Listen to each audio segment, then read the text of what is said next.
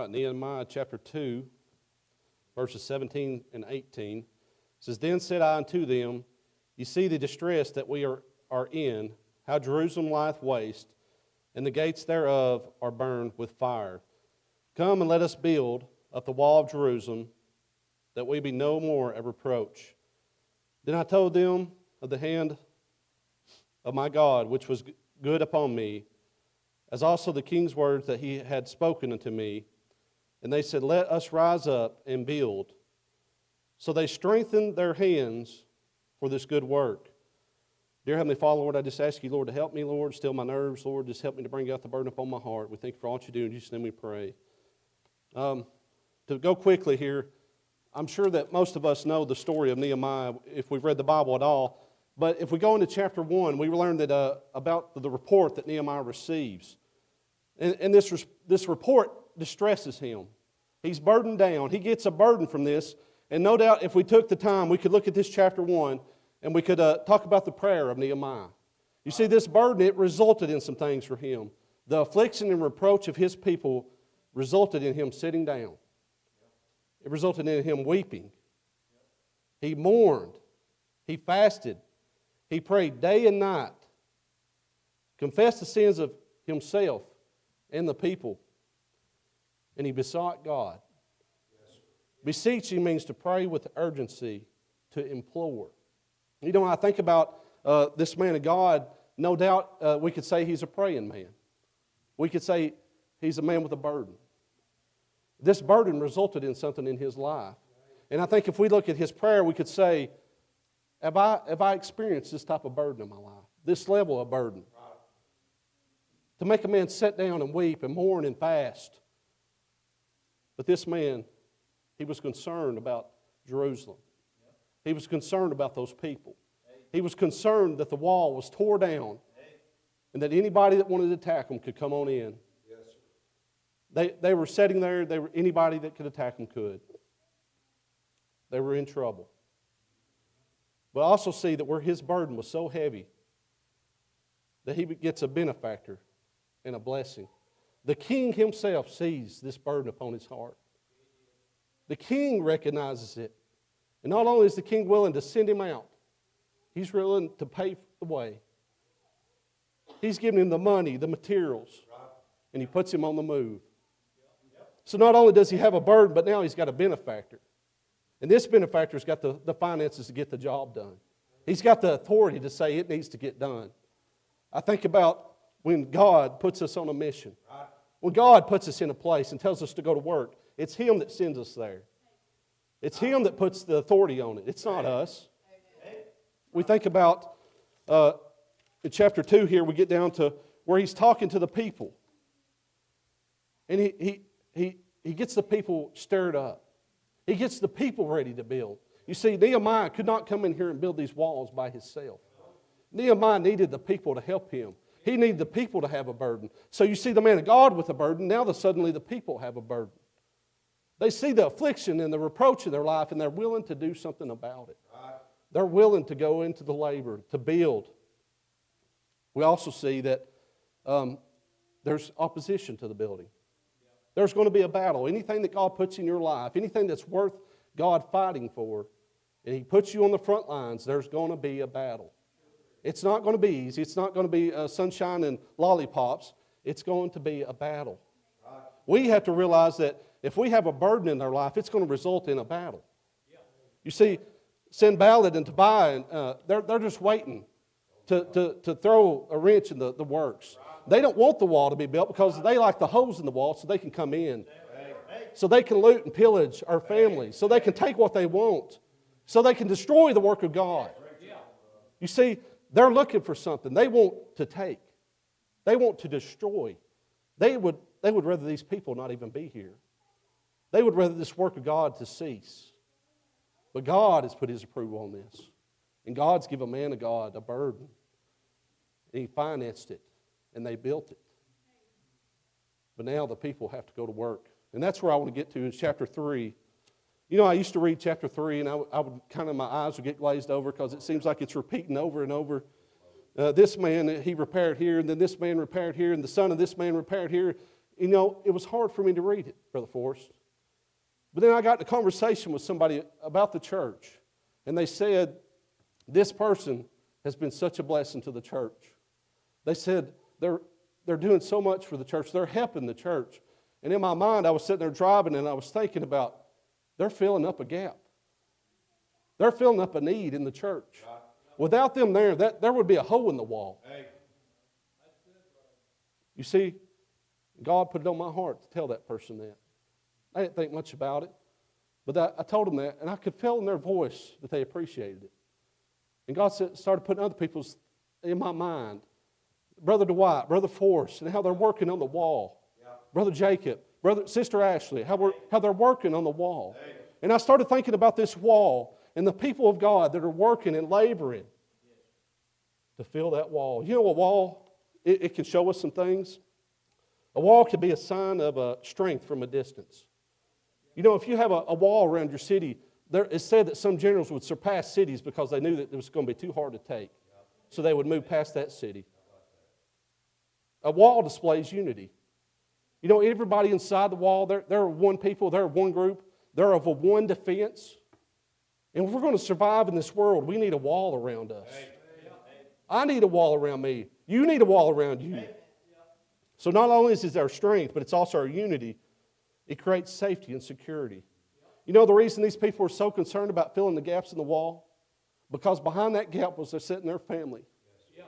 Behind their gap was sitting their life, their homes, their children.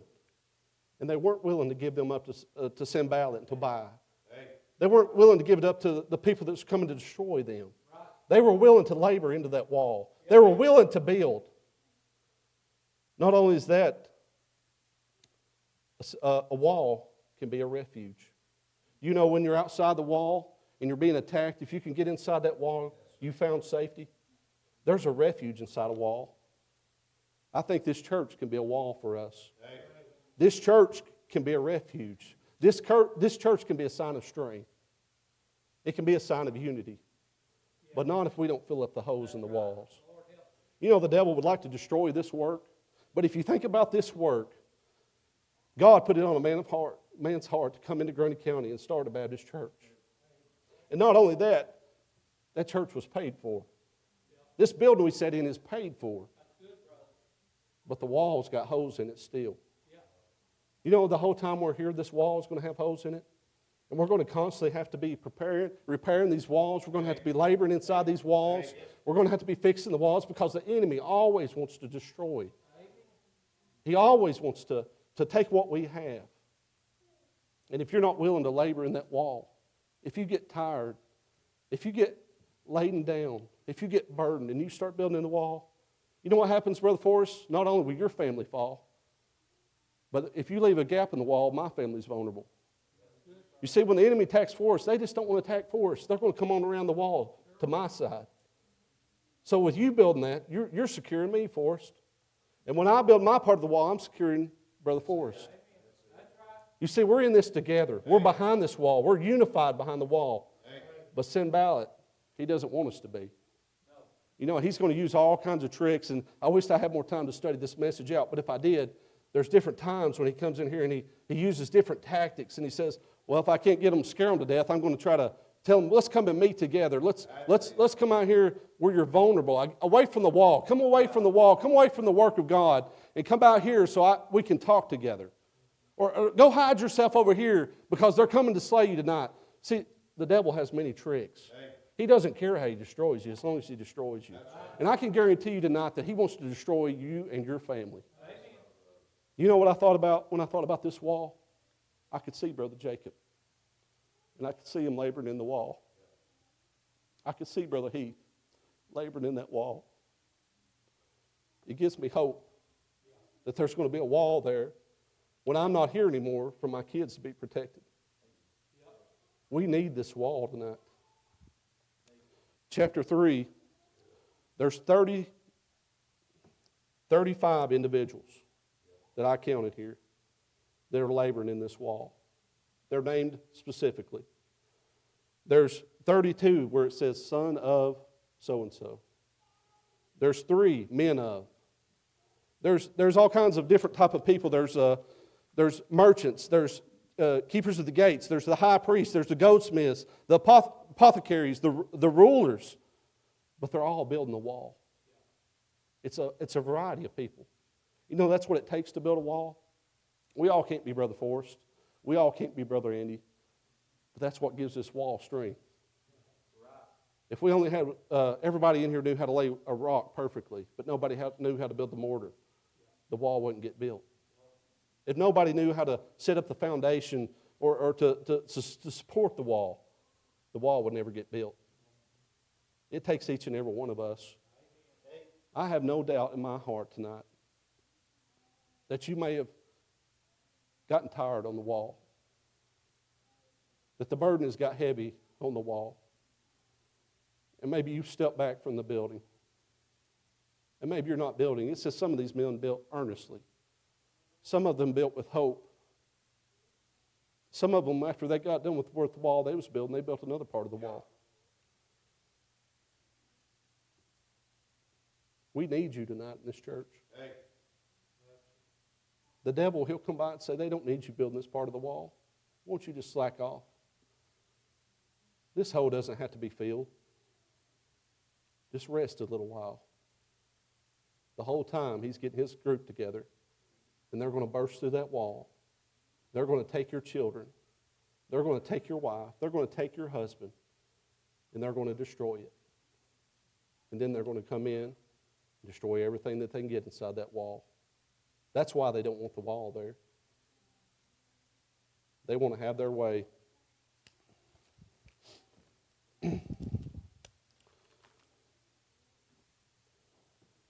Philippians chapter 2 says, if there be therefore any consolation in Christ, if any comfort of love, if any fellowship of the Spirit, if any bowels and mercies, fulfill ye my joy, that ye be like-minded, having the same love, being of one accord, of one mind, let nothing be done through strife, vainglory, but in lowliness of mind, and let each esteem others better than themselves. You know, the devil, he's going to come and he's going to say, they don't need you at that wall. They think they're better than you at that wall, what they're building.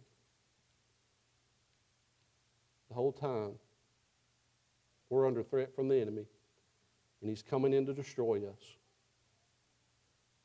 And God's saying, this is he put his stamp of approval on it. He paid for it. He sent the man of God. He built it. But the man of God's never going to do it on his own. And though you may be tired, and you may not feel like you can build any further, God can put you back on the wall tonight. All he needs you to do is come to him and say, Lord, I've gotten slack. Lord, I've gotten tired. Lord, I've got my feelings hurt on the wall. All he needs you to do is come and say, Lord, put me back on the wall. Put me to build. Give me that job again. Show me what you want me to do. Show me what you want me to build. Do you not think he's faithful enough to do it? He's forgiven us for so much. I'm a failure in my life. That's what I feel like most of the time. The more I read the Bible, the more I feel like a failure. The more I talk to people, the more I think, why did you say that? Why did you do that? But the truth is, if I think on those things too long, Sanballat starts talking in my ear. And he says, get off the wall. Stop building the wall. The wall is the church tonight. And you're needed in the wall. There's not going to be anybody to fill your gap. I wonder, would you be honest with God and tell him you've got slack? Would you tell him that you aren't building like you used to be? You're not as excited about the building as you used to be? Or are you okay with the gap being there? Brother John Westerfield preached a message, it's your baby one time. You're going to have to rock it. This is your church. It's your hole in the wall. And you're going to have to build it. And you're the only one that can.